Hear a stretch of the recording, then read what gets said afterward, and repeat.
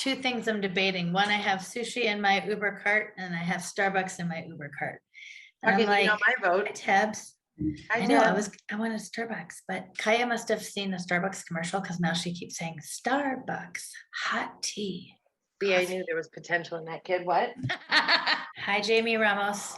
How was dinner? Did you sneak any of those potatoes yet?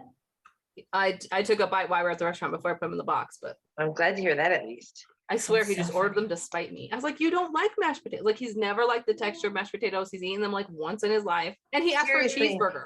The kid's never eaten a cheeseburger. Did he I was eat like, it? no, let's get the mac and cheese. And he's like, oh yeah, mac and cheese. Yeah. You're like, you're not gonna eat. Don't you love paying $6 for Kraft mac and Yes. cheese at a restaurant? Yes. All right, I need you guys to be quiet though, because Oh my God, I thought you were talking about us. It's you a see my Kimmy face? show. Be quiet, guys. Yeah. don't talk. I'm trying to concentrate on the question, okay? Hello and welcome to Table for Five with no reservations. Take a seat at the table for a fresh, sweet, salty, tart, and pleasantly bitter conversation.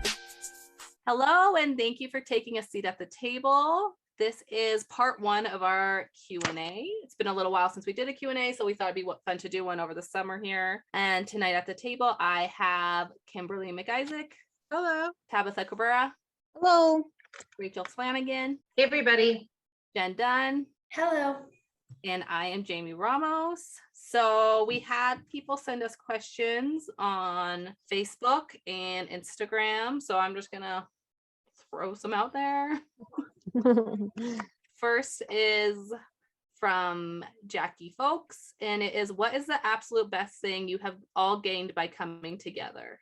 Rach, you want to go first? I have to say, like, the thing that's changed the most, the thing that's changed me the most, the thing that has had the biggest impact is that having you four makes the parts of my life that make me so atypical to everybody else so typical among us that it's just amazing how much I feel like I've been capable of seeing in myself and how much I've been able to go through knowing that this is all right. And my friends understand this. And I've got like these women in my corner. I've had you guys at doctor appointments. I mean, it's like a serious thing for me that I've become stronger because I've been held up by you guys. And I just think it's so cool that what used to make me so isolated makes me one of five, like shoulder to shoulder.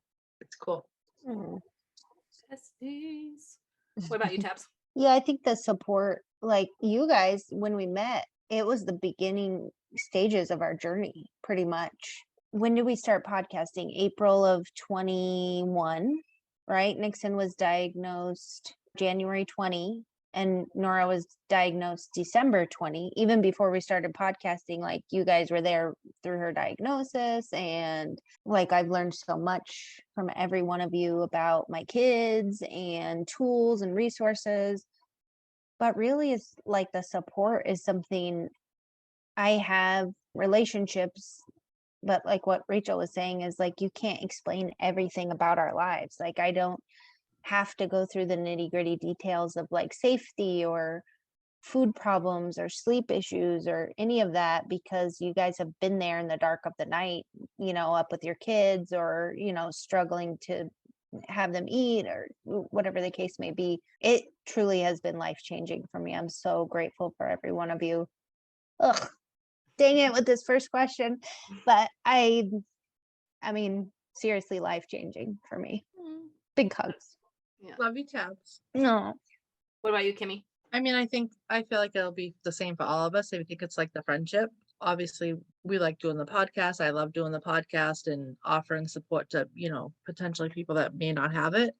But it's a support that we get from each other, and it's like Tabitha said, like, you don't have to say, oh, but I love my daughter. Like you guys already know. You guys already know. And you understand when something is just like really emotional. There's like just this understanding that you just don't get ordinarily.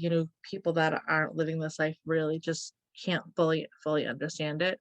And the same thing with when something great happens, like, even things that are like seemingly minor, there's understanding on how huge that is and like how much that means. And Alyssa's got like 4 more cheerleaders every time she does something, and that just means a lot, because as much as, of course, like my family and coworkers, whatever, when I tell them things, of course they're, oh, that's great. Like they're happy, but like they don't really understand the significance of like some of these small but big things that happen. And I think that's just the best thing about it.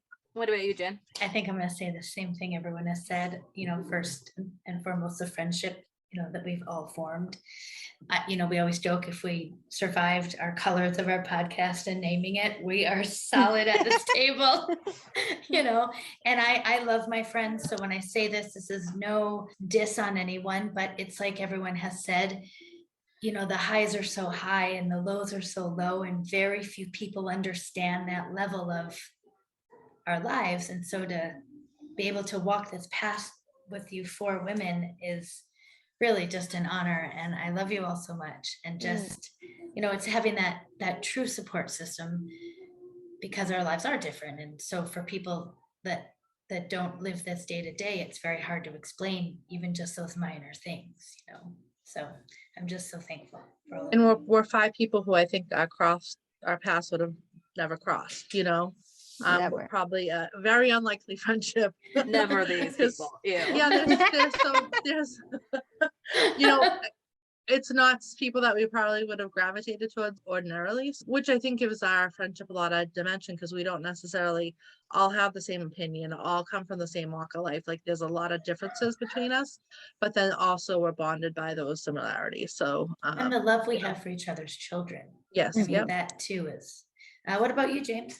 I was joking with you guys earlier this week that there's like a play coming to town that I want to go to, and my sister can't go with me. And I was like, I have no friends. Like, sad reality that I'm like texting my cousin, who I do adore. I love my cousin, but I'm like, I don't have any like friends. But that is a really nice thing for me, is like having friendship, because I think for me, just in general, the way my life situation worked out, I got like married before a lot of friends in my college friend group, and then a lot of my friends were guys, and then I had a kid who ended up having special needs, and so I kind of just people kind of fell in my life, and it's been nice to have friends. And then the friends I do keep in touch with from high school and things like that, I love talking to them and stuff. But you guys were all saying it's just like on a different level where I can just like say something to you guys and I don't have to explain every little thing for you to get, not even in the autism realm, I think like in like anxiety or things like that. Like I can just say something and you guys, they always get random little messages from me like, I have to go do this and I'm really anxious about it and blah, blah, and then they just laugh at me or whatever. But it's nice to have like someone to vent that stuff to besides my husband, who's like, okay, to get over it, lady. So I love you guys. Anyway. My husband's great, but I still need one of those. Jamie, I love when you fight with Isaac, because recently I don't think this is on the podcast. I think it was just a friendship story, but you said, I have to bring this car to the dang like tire shop or whatever. And then it was like this baloney back and forth.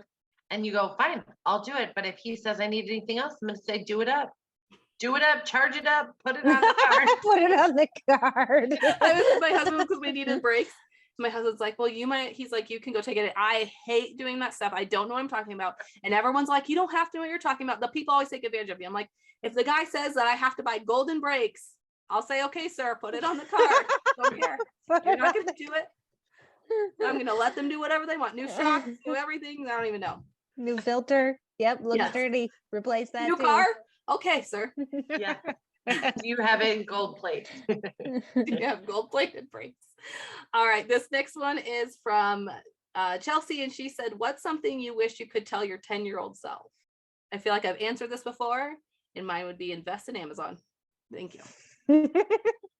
What about you, Tabs? So much advice. The first one would be, don't take everything so seriously in your life. You don't have to be where you're going to be when you're 20 years old. First of all, give yourself time to figure it out. I mean, I was kind of off the rails in my 20s, but I felt like I should be further along than I was.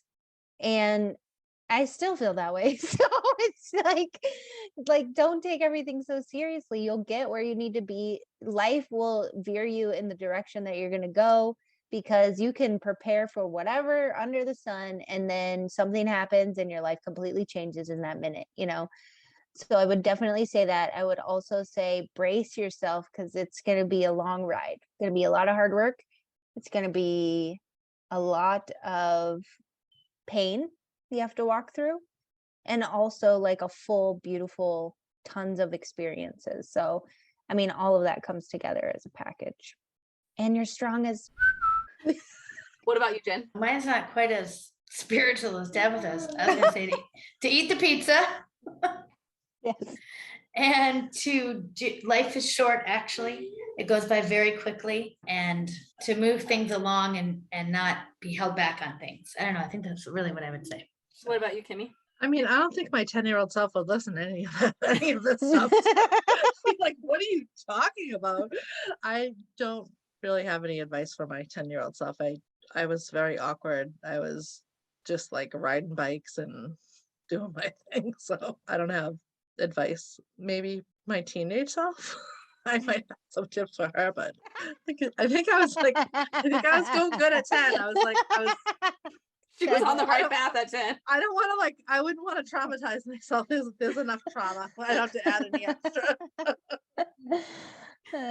What about you, Rachie? I feel like at 10, I probably wasn't really in my Rachie power yet. Like I am adopted and my family is like off the boat Norwegian, blonde hair, blue eyes.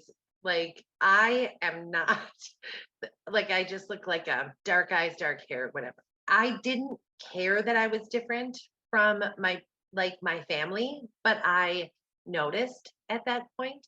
And I feel like I wish I had been like just had more conviction about myself younger. I see Celie Flanagan, like it makes me smile like so big I can barely speak, but oh God.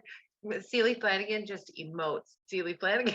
Like she oozes, she is so big and so sure of just what the heck she's doing. It's incredible. So I mean, I wish I knew a little bit more of that. A little silly. Yeah, I didn't know it could happen so young. And then she was like born with that. Mm. Holy cow. Came out Hellcat. Yeah. I think for me, like if people have ever watched the show Schitt's Creek, I always think this is something I still need to this day. But even my 10-year-old self, over anxious, could also not sleep at night because I was worried about every little thing in life. A lot of weird religious worries and guilt and pressure put on me. I feel like when I was 10 years old.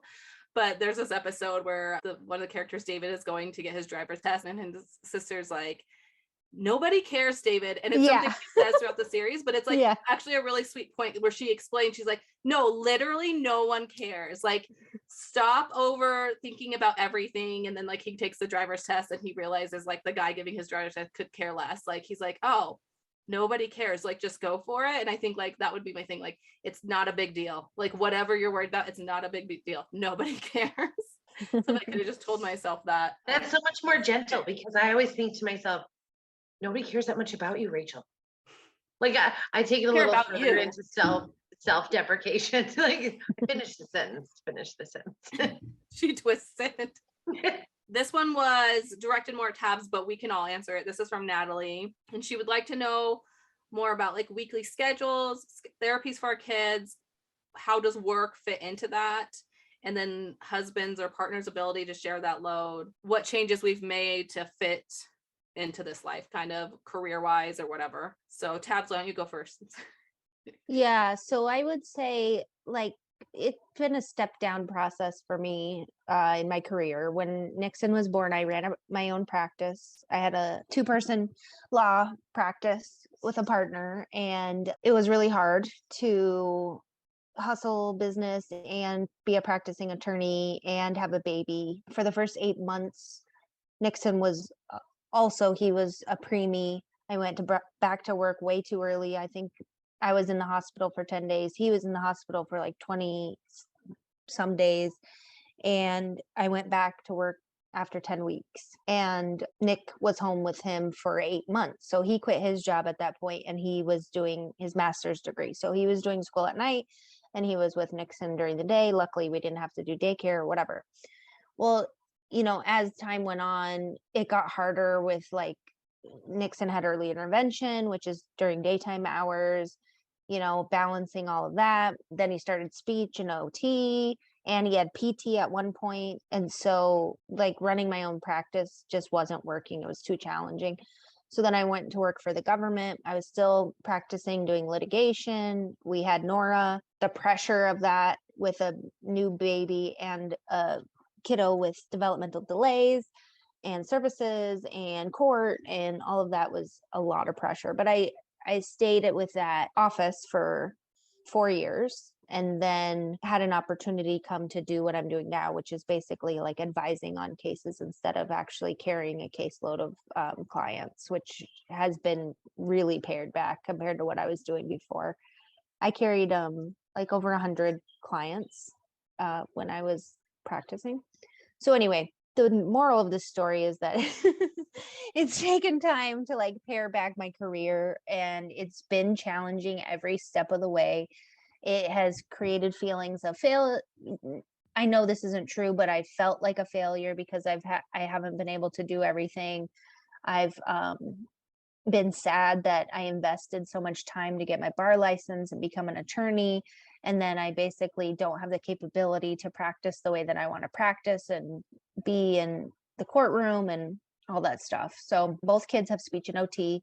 They go to a full-time program. Nixon will be starting school in August. That schedule has changed and modified over time, depending on if it was in home or out of home or whatever. We had problems with daycares, not being a good fit for daycares for both of my kids. We had conversations with daycares about that, which was really challenging because then where do you send your kids when they can't go to a daycare before they're diagnosed? You can't get the services.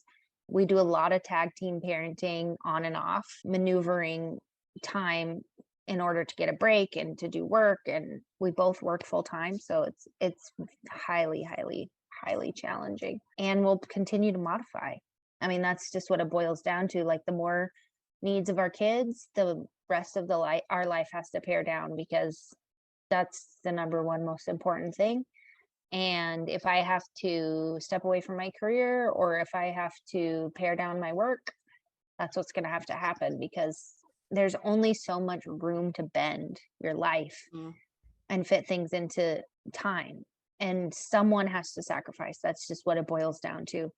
Whether you're parenting by yourself, whether you have two parents. We have 2 kids with 2 sets of services and needs, and just balancing the household is highly complicated. And I think that one person ends up bending maybe more than the other because of the flexibility or the want or the money, or whoever can make the most money, or whatever it balances out to be. So I have no doubt that we'll continue. Things are going to change. They're on the horizon. So we can only do what we can do in the time that we're given and the options that we have. Like obviously we can't do speech and OT at 6 p.m. at night. So That'd be nice. like it has to be during daytime hours, and school ends at 2:30 for regular kids.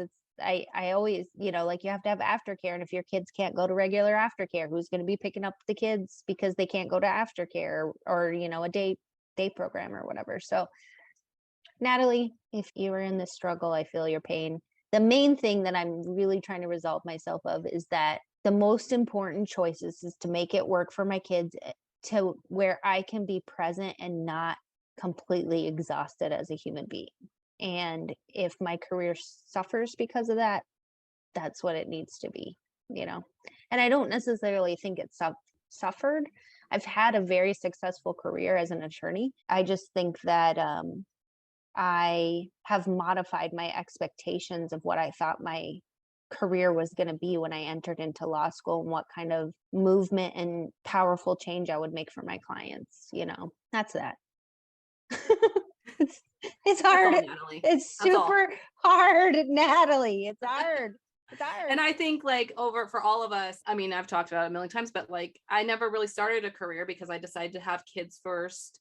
And now that's, having a child on the spectrum has really altered my future with that, or even the idea of I was going to have something part-time or this or that. And it just does not work with the schedule for us where, it's at first it's oh, daycare is so expensive. And then it comes, a daycare probably wouldn't even take my kid. And so it's just like the sacrifice of like, we've just decided to be poor for the first few years, like why my husband works and I'm not able to work. We're paying for therapies. We're doing that. Luckily, we have like a lot of like family support. We've made sacrifices and that's okay. Like around this time. And I think for all of us, especially in the first years, your kids are young and you kind of just have to hustle through that first little while. But even like now that my typical daughter's in preschool and stuff, I'm like, how do people do this? Like have their kid half day at school and then work, because it's very rare now that everyone doesn't have to work in the household. Like, so it's kind of like, how do people do this in general? But then having a special needs kid on top of that, where it's like not just limited to until they get to 12 or until they get so old that they can go home. Like our kids are never going to just be able to be home by themselves. Like that's not how it works. Definitely not only changes your idea of what you thought your child's life was going to be like when you get that diagnosis. It's not just kind of the grief of that, it's the grief of your life and the ideas and the plans for yourself changing too. What about you, Jen? I know you've had to make a lot of changes with Kaya. Yeah, I scaled back all my travel, so I don't travel anymore. I haven't traveled in quite a few years. And I've always said I'm very fortunate for the gentleman that I work for, because you need a lot of flexibility with autism. And even before I worked from home, I worked from home. I mean, there was a lot of stuff. So prior to a child, I was at the office from, 8 a.m. till 6 or 7 at night. And I traveled all the time and all over the place. So yeah, but like Tabitha said, I mean, you do what you have to do, make it work. It's most important. So I'm very fortunate for my employer. What about you, Rachie? I know that I've covered how we've adjusted our sales. I feel like I'm here, but to sum it up, my job never really went back to full time for very long. It's like we were adjusting our sales out of the gate, and it kind of seemed like at the point that we were in it, it felt like Celie was sick a lot. And now I can see that not as sickness, like crying tied to a tooth or a problem, but really probably she was struggling with meltdowns. She was processing things different. She was like burnt out and fried from the first couple of days of daycare all the time. She's never made it really 5 that long. Anyway, like we've done a lot to adjust our sales in terms of schedule. Right now, we're sort of in this phase of whatever this summer has become, and then what school will be and what services will look like when it's established. So I can't really say, but I do identify with some fluid paths that these ladies are talking about, because we've never been able to offer her consistency. Like it's one of our deepest struggles. It's just like something's always fixing to change. So hopefully in Plainville Cottage Grove chapter, we can get our ducks in a row. Well, that's also that thing too, where you want that consistency and you want like, just today, my son went back in center at his therapy center. He had been doing in home, and we were like going through all the different therapists he's had just within that center, because it's not like we can control the fact of like therapists being inconsistent or they're a high turnover rate, like, so even when we're like trying to schedule out our lives, we have to be flexible no matter what, because even when we think we're in a dependable situation, which Rach has thought several times, it turns out to not be dependable. And then if I have if I had a job at that point that I had, I got to go because all of a sudden my kid is going to be home. I sort of just feel like I would have, if I had been in a position where we had to adjust our sales even more, I would have been on FMLA like for 4 weeks, every 3 weeks, figure that out. That's like clonidine dosing in Plainville. I'm just saying it's not quite right. Like we never get on track before it just is a bust. And there just always has to be like like there always, someone has to bend, a parent, somebody has to be able to like. And I think that those conversations are so challenging in a relationship. I mean, it is sucky to say how I can't do this, or, one person takes on more of the therapy, even though both parties are working, and the shuffling around and the picking up and the calls about early pickups because of staffing or whatever the case may be. It is some of the most challenging conversations when you have to like look at the person that you're with and be like, I cannot do this. There's no way that I could go another week of doing this. It's too hard. No human being could do this. It's just impossible. That there's no more bend. We're at the max. I do feel it's interesting, the view from the outside, and maybe mine would have been that too, is that like choices are made. Yeah. A choice was made. Rachel decided to give up her jobs and do like this thing. Oh, this was a reactionary, like, oh, the place is closed. Oh my God, we can't catch up. Like, it's like, I can't do this anymore. You can't, yeah. Kimmy, what Well, about you? yeah. You're all grown. Kimmy, can I just pause podcast life for just one hot second to say that Kimmy's baby just passed the graduation stage this past weekend, and like, Now she's brought Kimmy down. I know. Kimmy's just a miracle. She's mommed so hard that they're growing. She literally raised 4 children, people. Yeah. Gold star. Yeah. Gold star. Okay, sorry, Kim. What about you, Kim? So, I mean, I feel like it goes at different phases, like for us. So, like, the first thing was I was in school. My plan was to transfer out of community college and go for my bachelor's, and I wanted to be a teacher. But when autism entered, there was nowhere for her to go. There was no daycares that could take her. There was no ABA centers, like there was nothing like that. So I didn't have I guess it was a choice, but it really wasn't a choice because somebody had to be with her. And obviously that person was going to be me because I didn't work and Neil worked. So that was kind of like our first kind of shift, I guess. And that was difficult for a few years because in order for me to be able to stay home with her, and then, I had a son who was 3 years older than her, Neil had to work a lot. So he would work 2 jobs. So a lot of times he didn't get home until like 11 o'clock at night, a couple nights a week. And then he would also do side work on the weekends and sometimes work after work when he wasn't working the other job. So he just wasn't around a lot because he had to make up for me not having an income. And we had just bought a house the year before. So, and that was hard. That was hard because a lot of it was put on me, just the physical and mental part of caring for the kids all the time and not really having someone around to help. I did have my mother-in-law. She did sometimes come and help me. So that was good. But, it definitely does put like a strain. And then when he was here, he was exhausted. So it was like, obviously he did help, but it's still, he's working 3 jobs. You can only expect so much. So, and we did that grind for many years. And then I went to working part-time while when Alyssa did go to school, but I worked like 8:30 to 1:30 and then I would be home. And then when we had Kiera and then had Lexi, I was like, you're not working a second job. Like this is, We can't do I this. am outnumbered here 4-1. Like We don't no. care if this one eats. We don't care if this one has I don't clothes. care. We will live on ramen if we need to because I need you here to help. So then he did end up leaving that job and was around a little bit more. And then he started doing things like when I was very pregnant with Lexi, he started picking up the food shopping.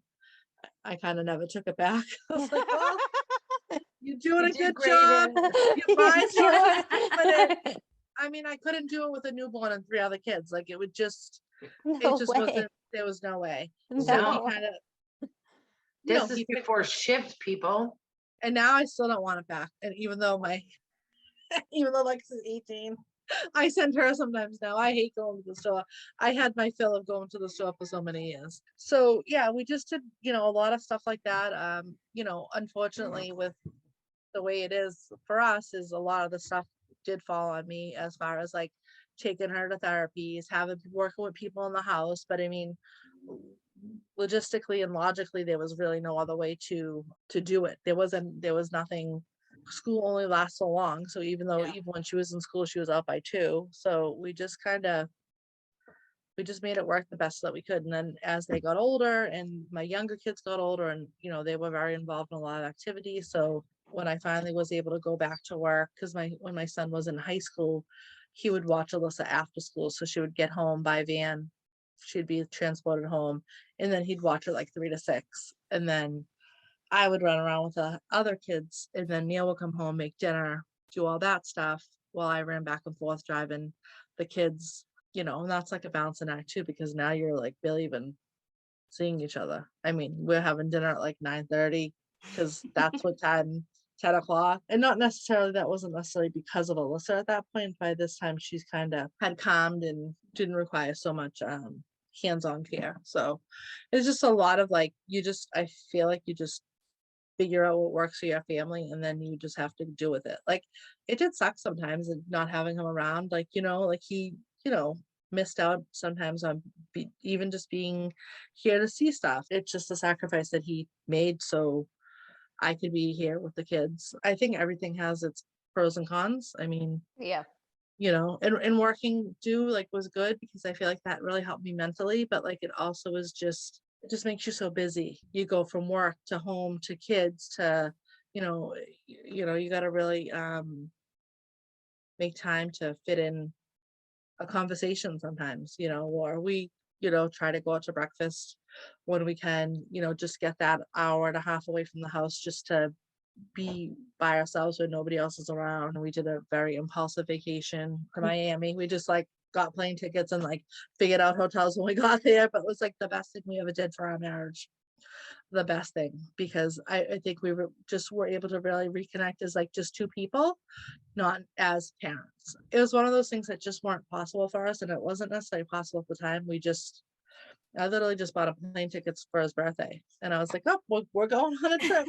I feel like you just kind of gotta do what works, and it's not always, like Jamie said, it's not always what you like thought you Yeah. would be doing. I didn't think I'd be working at a daycare. I didn't think I'd be running a daycare. It works. It gives flexibility to be there to pick people up and drive people when I need to. Like if there's a reason that I have to be home for Alyssa, I'm 5 minutes away. I can do, for the most part, I can do it. It works. It's not like the most fulfilling career that you could ever have, but I like kids and I like the people I work with and stuff like that. I like my job, but it's not necessarily the job I would have probably chosen. Well, that's one Just- thing I was going to say is that, like, we don't get information after the diagnosis, and no one tells you that you're going to have to make 400 phone calls to insurance, to providers, to scheduling people. You're going to have to figure out how to make a 1 o'clock speech appointment work because that's the only available slot unless you want to wait 4 months to get your child into speech therapy. The logistics in itself is a full-time job. It just is the paperwork, the scheduling, the managing, on top of that, making sure your kids aren't doing too much or too little, giving them the best resources that you can. And then the challenges of there not being inclusive daycares or childcare providers that aren't a therapy center is, like, I think one of the biggest disservices to our community as a whole, because it is literally impossible almost to find a childcare center that will take kids with behaviors or additional needs or who are not even, I mean, we ran up against challenges just from potty training itself at a certain age. They won't take kids who aren't potty trained past 2 or Yeah. whatever the case may be. No one tells you these type of things or gives you any kind of guide on how to balance all of that stuff. And then the pressure from work on top of that and the pressure from your marriage. It is so much to balance in a week sometimes, and finding those breaks or whatever. The other thing I wanted to say is that, like, your schedule could depend on the type of support that you have outside of therapists and schools and whatever. Like for us, we literally have 0 family in Arizona. So it is 4 hands on deck for parenting, or, we've gotten support from some of our friends in the past, which has been amazing. But as far as family goes, we don't have that extra resource to kind of add into our schedule of pickup or drop offs even, so I think that makes a difference too. I was thinking about this recently too, with a lot of friends who I have that are in full-time jobs and their kids are in daycare after school and they just kind of come home, there is, like, as exhausting as this life is and how much you have to know and learn, the beat of my son's heart, like, that I understand of him is like way more than I probably would have. I probably would have been that mom, like, Yeah. of course, like, I love my children to death. I would love them no matter what. But like, I would have been like, okay, we got to get up and go to school. Then we got to do this. And then we're going to bed. And then just like going through that every day of my life. But now, like, I talk to my son's teacher pretty much daily. I know everything about like everything my son does at therapy and everything he does here. And I don't know if I would have, I mean, maybe been in that place if both my children were typical and I had that. Like, so there's also like this beauty in it where like, Yeah. we are our children's lifeline in a way. Like, we have to manage all that because the world is not set up for our kids. So we have to like fit in and, like Kimmy was saying, like make whatever work. But there's also this beauty to it that we're like, are that for our kids. And it's like kind of amazing that we get to be like our kids' parents and do that for them. And obviously like all 5 of us try really hard. And I think like, oh, I'm starting to cry. Like you guys are all really great moms. And I think it's really cool that like you've done so much. And I was also going to say for Jen, she needs that partner to bend. So if anyone wants to apply to be Yeah. table45podcast@gmail.com. Yeah. And I think there's just so much give and take in this life with everything. You know, I have Alyssa in this dance class, which is amazing. I honestly never thought she'd be able to do it. 5 years ago, no, there's no way I would have thought that would have been possible. But still, sometimes it's like getting her out of the house, getting her to change her clothes. Like it's such a struggle to get her there. She likes it when we're there. And then there's days that I'm just lazy and I'm like, I can't even deal with all this. Like, we're just going to skip it. And then I feel bad because then I'm like, I should have taken her. Why didn't I take her? Like, but it's just, there's so much give and take. Like, that's just an example. There's so much give and take with everything that we do. It's a balancing act of trying to like provide everything we can for our children, you know, give them all these opportunities, give ourselves some type of, I'm not going to say self-care because, you know, that's just taking a little too far.